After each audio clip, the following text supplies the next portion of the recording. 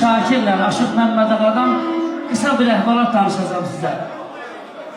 Günlərin bir günüdür. Cəyirli kəndinə toya gedirdim. Gəldim Sündüdən keçəndə oğlanın yanından keçdim. Sərt bölgədə gördüm bir axsaqdan kişidir yani. Onlar bir 65-70 yaşında. Hər elədi saxladım. Dedi hara geçsən? Dedim Cəyirliyə toya gedirəm. Dedim məni də oracan aparar. Oradan maşın çox düşür. Özüm oradan düşüb gedərəm yol maşınına. Dedim otur. Oturdum maşına. Gördüm mənə tez-tez baxır. Dedi səni haradasa görmüşəm. Dedim mən aşığam, aşığınıza Şamaxılı, özüm Quşçu balasıyam, Şamaxıda yaşayırım. Bir də deyəndə gördüm bu kişi ağladı. Dedim niyə ağladım? Dedi aşığınıza, dedim Allah rəhmət eləsin. O Qobustanın aşığınıza gəldi gözlərimin qabağına. O mənim evimdə çox qonaq alır. Ustad Aşıq Şakir, Məmməd Ağa, Təna hamısını sahib elə. Dedi dolu gözlər, dağbaşı dolu gözlər, bağrın başını yandırdı səndəki dolu gözlər. Bunu deyəndə dedim bu kişinin sinəsində yaxşı sözlər var. Dedim sən narahat olma, səni aparım mərəzədə düşürdəcəm. Amma o aşıqlardan, ustadlardan, xatirəndə nə qalıbsa mənə dağılır. Dedi səni Aşıq Məmməd Ağa ilə Şakirdən bir əhvalat. Dedi Aşıq Məmməd Ağa ilə Şakir Şirvanın iki böyük sənətkarı olur o dövrdə. Aşıq Məmməd Ağanın dedi cavan vaxtlarıdır, sənətdə pərvaz elədiyi bir vaxtlardır.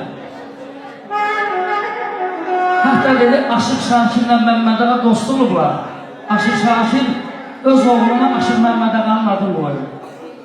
Aşıq Məmməd Ağa dedi cavan vaxtında Haşa Məmmədən, İraq-Üzlizdən sağalmaz bir xəstəliyə düşür.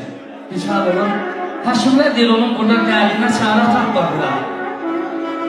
Aşıq Şakir eşitir ki, Məmməd Ağa xəstə yatır, gəlir Aşıq Məmməd Ağanın yanına ona dəyməyə Cəyirli kəndinə gəlir. Deyirlər Aşıq Məmməd Ağa Cəyirlidə yaşamır, Şamaxda yaşayır. Amma belə də gücün onu tapa bilməyəcəksən. Çünki Aşıq Məmməd Ağanı Moskva şəhərinə müalicə yaparlar. Aşıq Məmməd Ağanın dərdinin Moskva şəhərində də ərazi olmur. 1977-ci ilin noyabr ayının 20-sində Aşıq Məmməd Ağa 44 yaşında dünyasını dəyişir. Aşıq Məmməd Ağanı gətirirlər Şamaxıda 7 günməz qəbirstanlığında dəfn edirlər. Aşıq Şakir eşitir gəlir Aşıq Məmməd Ağanın qəbrinin üstündə bir şeir yazır. İcazə verirsiniz, icazənizlə qədim şikəstlər üstündə. Deyirəm Aşıq Məmməd Ağa qələm yoldaşım, sağlı sözlü sonstum, sənə sırlaşım.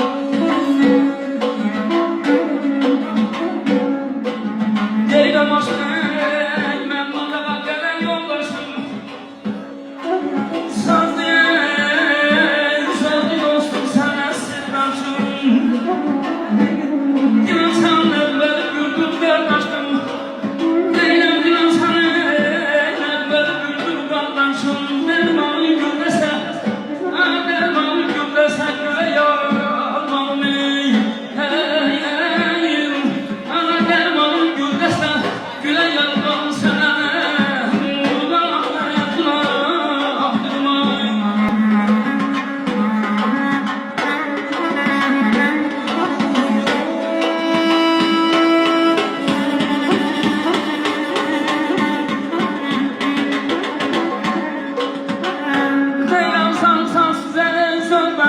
Durmazdım bir an.